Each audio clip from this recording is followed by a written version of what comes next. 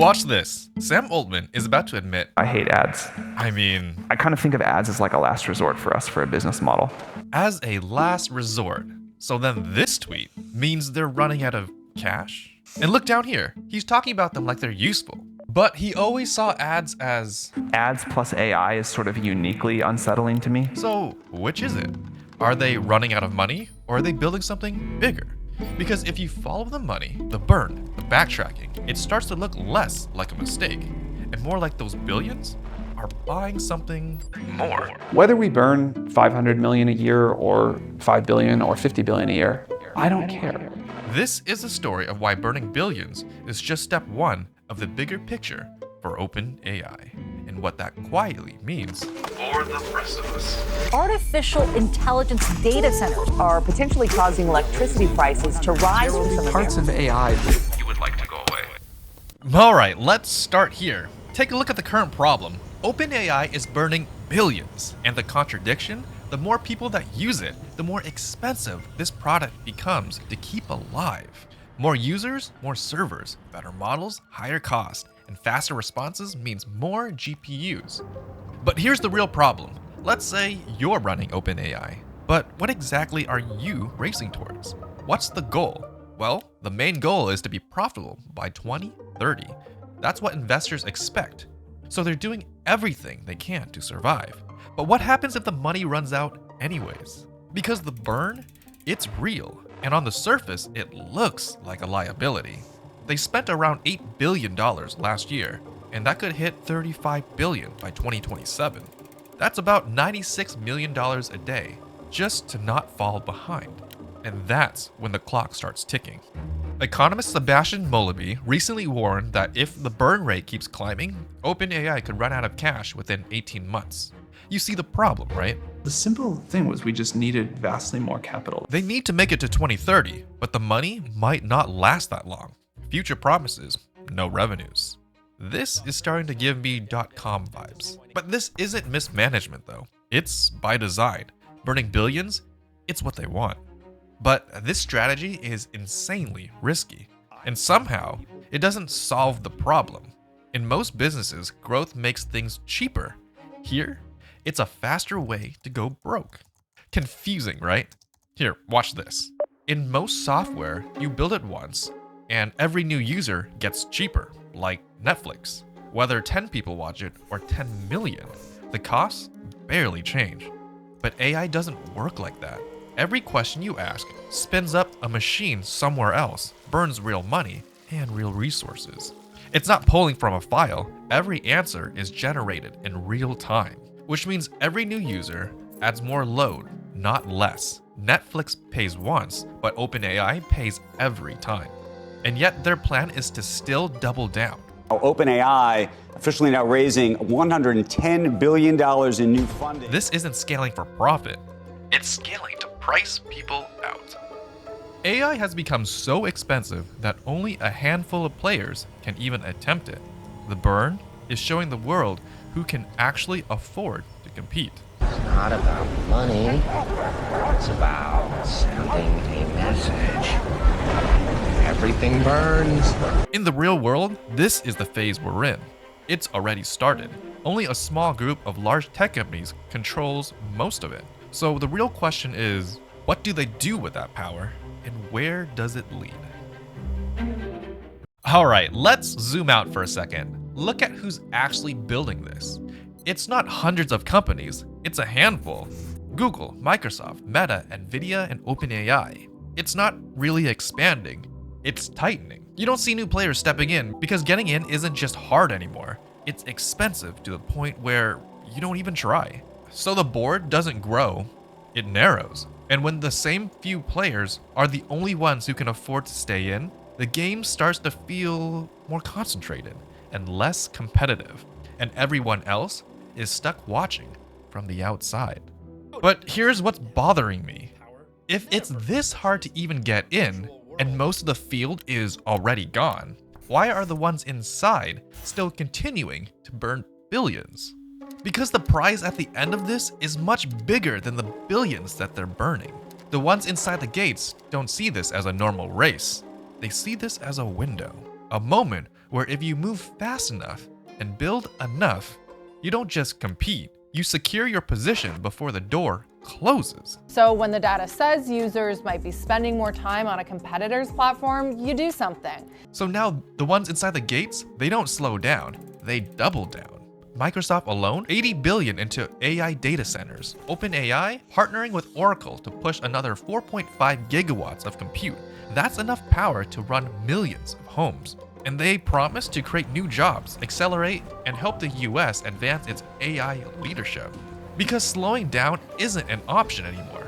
It means losing ground. And in this race, once you fall behind, you don't get back in. You're locked out. But here's the condition. If you keep going, you bleed out. Both options seem pretty bad, don't they? So why would you choose to be locked in? What do you get for slowly bleeding out? Okay, before we get to that, you kind of understand the first half of their plan, right? This is the window that they're racing for. It's not about having the best model, it's about sending that message. It's about building out the layer everything else runs on.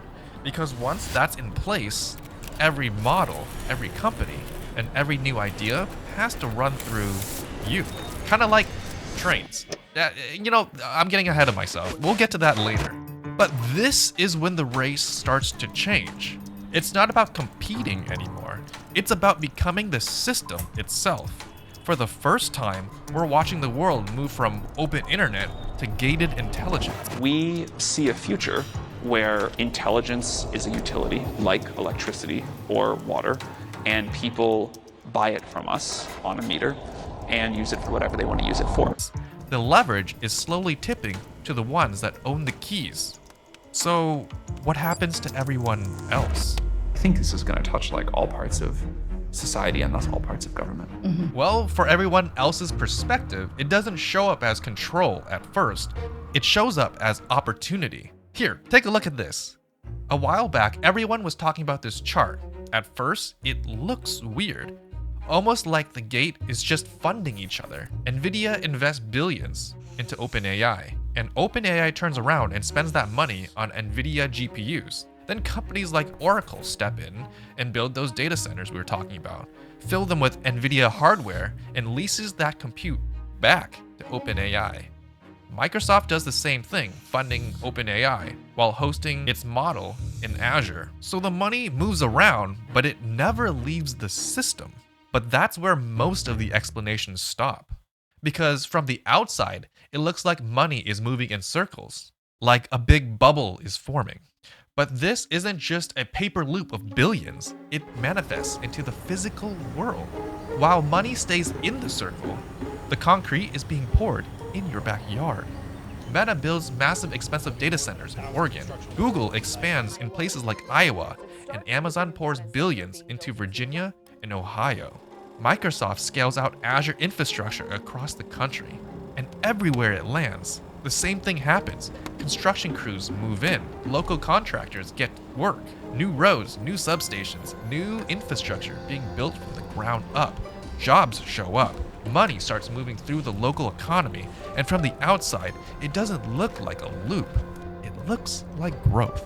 But when the construction is done, the crew leaves, the parking lot becomes empty, and the building stays. And what remains doesn't look like anything that was promised.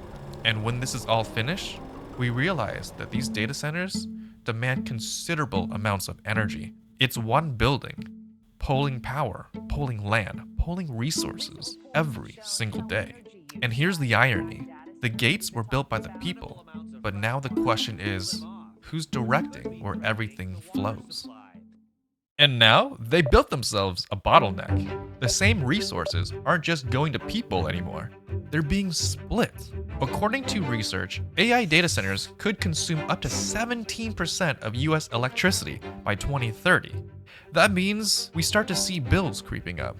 Power gets tighter, decisions feel already made, and those same resources aren't just used anymore, it's allocated.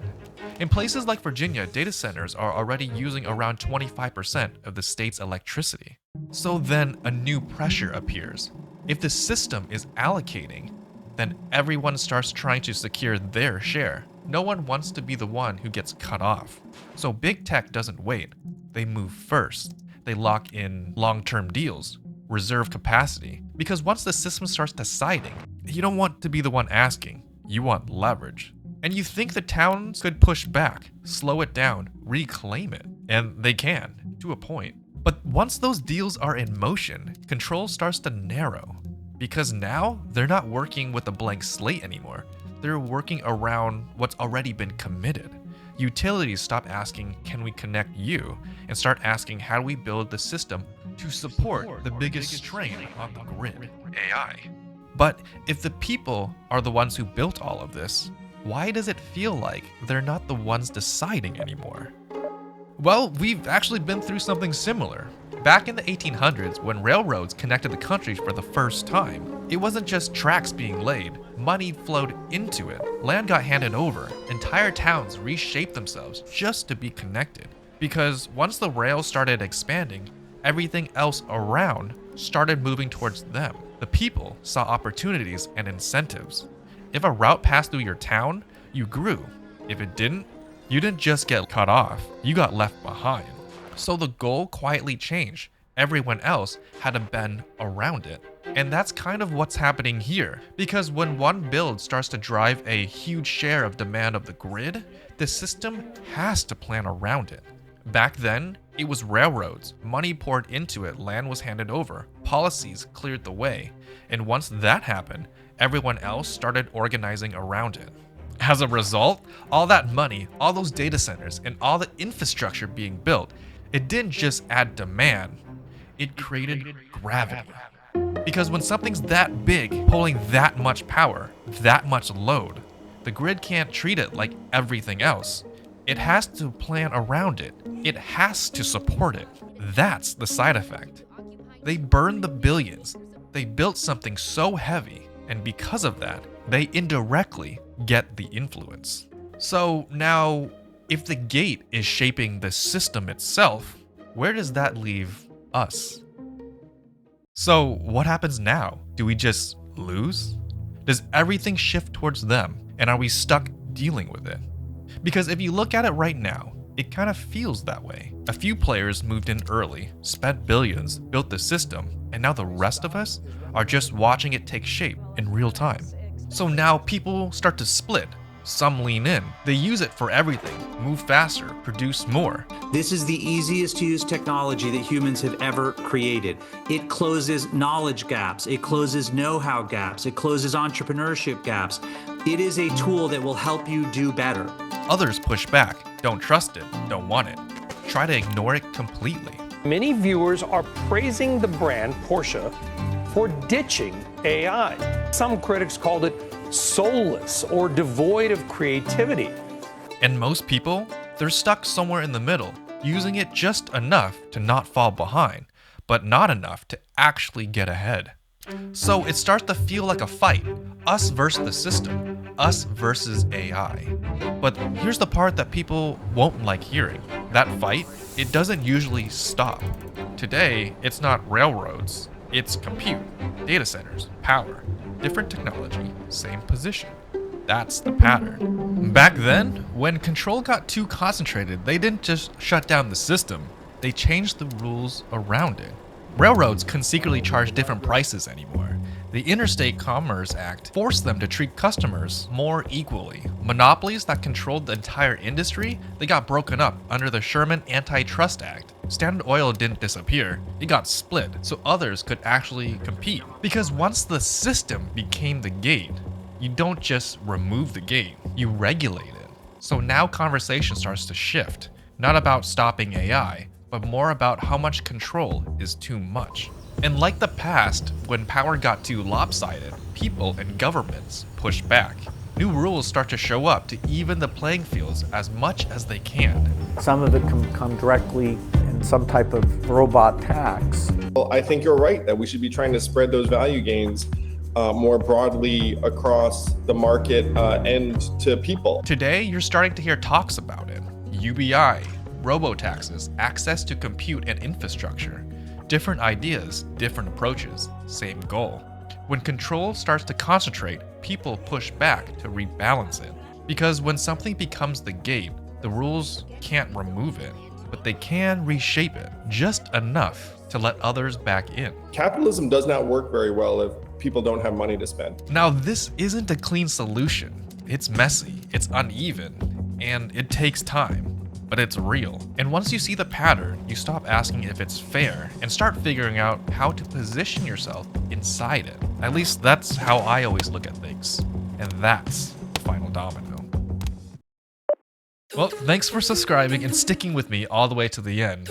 If you haven't seen it already, we can check out this video where we talk about how this generation became poorer than their parents and how the American dream slowly shaped how you're living today. If I don't catch you there, then I'll talk to you in a month. Until next time, peace.